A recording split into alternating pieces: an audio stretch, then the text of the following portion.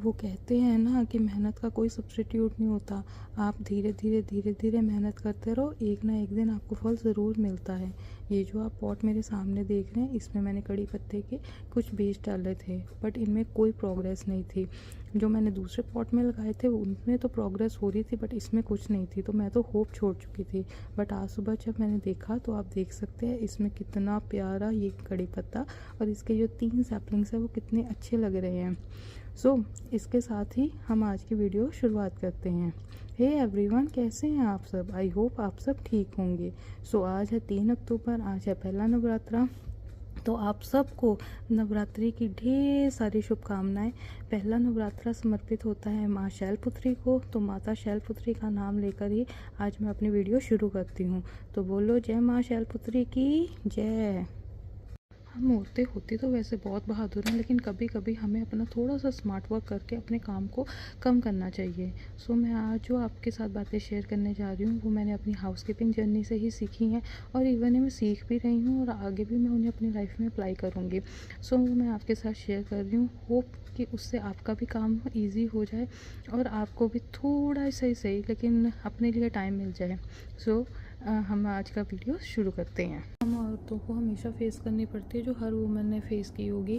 कभी वो होती है मेन प्रॉब्लम सॉक्स की, कभी वो बच्चों की सॉक्स हो सकती है, कभी हस्बैंड की सॉक्स हो सकती है, और इवन कभी उनकी अपनी भी सॉक्स हो सकती है। तो वो जो सॉक्स होती हैं कभी वो मिलती नहीं है, कभी एक पेयर मिलता है, तो मतलब टाइम पर कभी नहीं मिलती।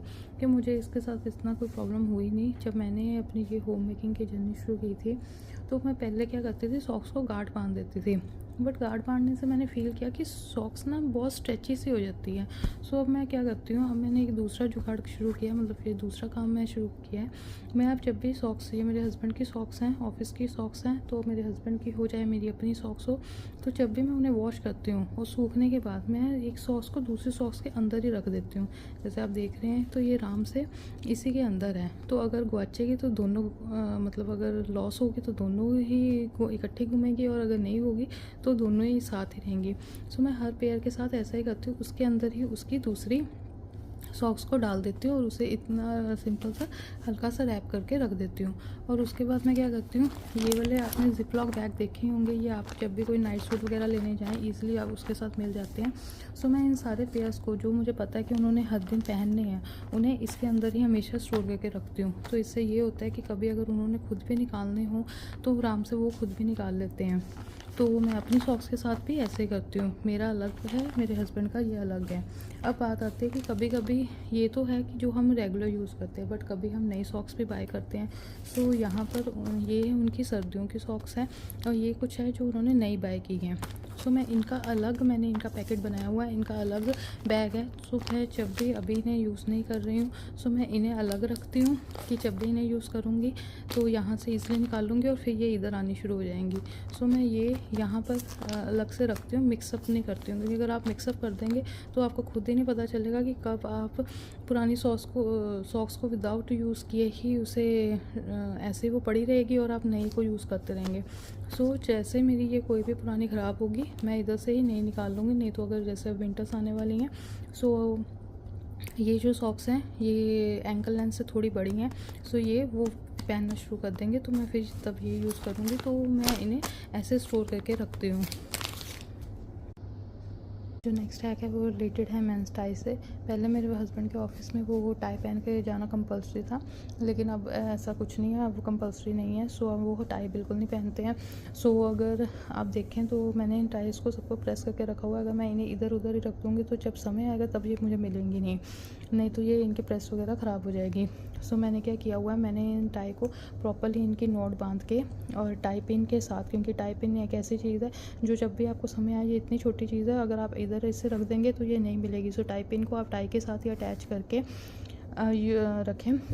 ये आपने देखी होंगी, ये पिन्स हमें जब भी हम कोई कपड़ा लेकर आते हैं या कोई मेन शर्ट लेकर आते हैं, ये हमें उसके साथ मिलते हैं, क्योंकि इसमें शर्ट जो हैं वो रैप होती हैं। मैं क्या करती हूँ, मैं इनके साथ इसे यूज़ करती हूँ अपनी सारी टाइस को सिक्योर करने के लिए। जैसे आप ये देख सकते हैं, ये मैं इसी से यूज़ करती हूँ, लेकिन मेरे पास ये एक ही था, तो मैंने क्या किया, मैंने जो हमारी नॉर्मल क्लॉथ क्लिप होती है, मैंने उस क्लॉथ क्लिप के साथ इन सारी टाइस को फिक्स कर दिया है। सो अब ये एक ही जगह पर रहती हैं और मैं इन्हें कन्वीनियंटली इस पॉलीथीन बैग में स्टोर करके रखती हूँ, जिससे क्या होता है कि ये आराम से एक ही जगह पड़ा रहता है। जब भी मुझे कभी टाई की उन्हें लोड हुई, जब मुझे लोड हुई उन्हें देने के लिए, तो मैं आराम से इसे ही मुझे निकालना है और यू आर गुड टू गो।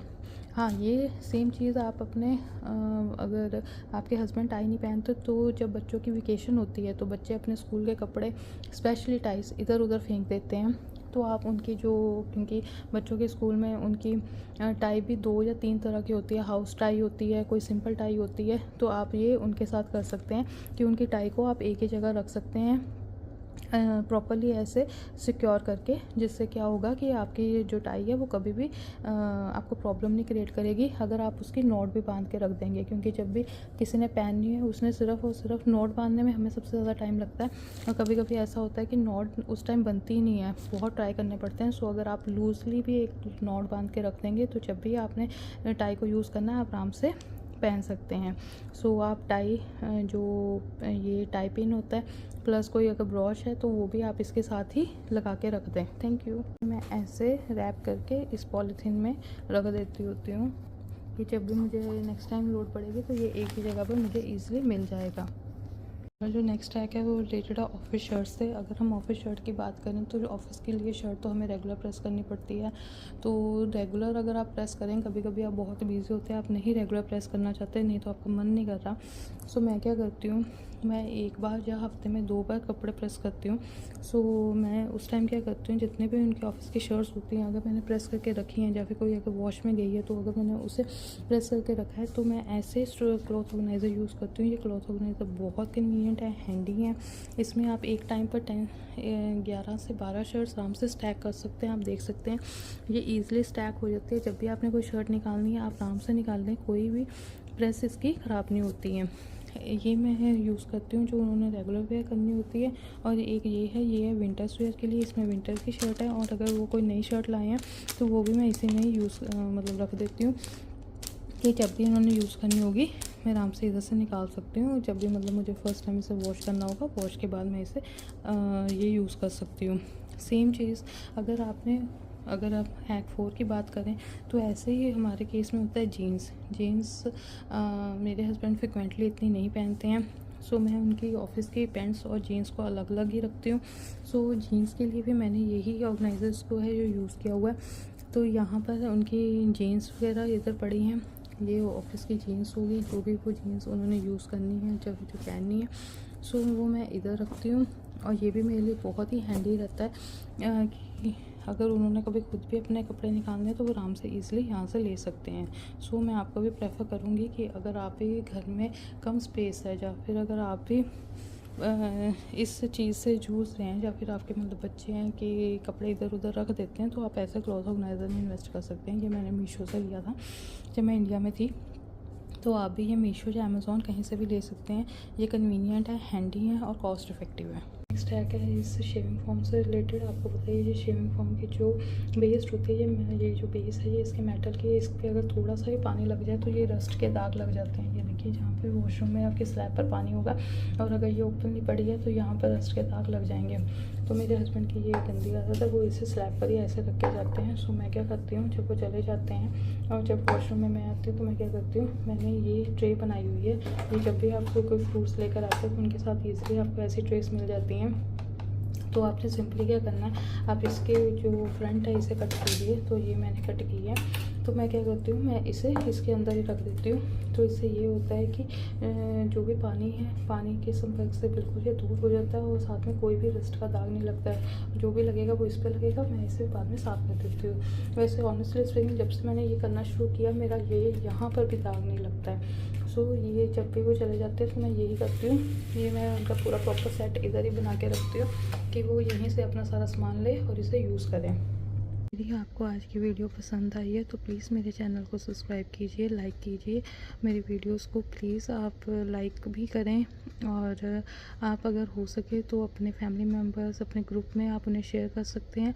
अगर आपको लगता है कि मेरे हैक्स फ्रूटफुल हैं या फिर वो आपके काम को थोड़ा सा भी कम कर सकते हैं, सो मुझे इससे बहुत खुशी होगी, और इवन है मुझे खुद भी मोटिवेशन मिलेगा कि मैं ऐसे ही और भी हैक्स जो मैं सीख रही हूँ, जैसे सीखूँगी, वो मैं आपके सामने साथ लेकर आऊँ। सो आप प्लीज़ मेरे चैनल को सब्सक्राइब भी कीजिए। Thank you.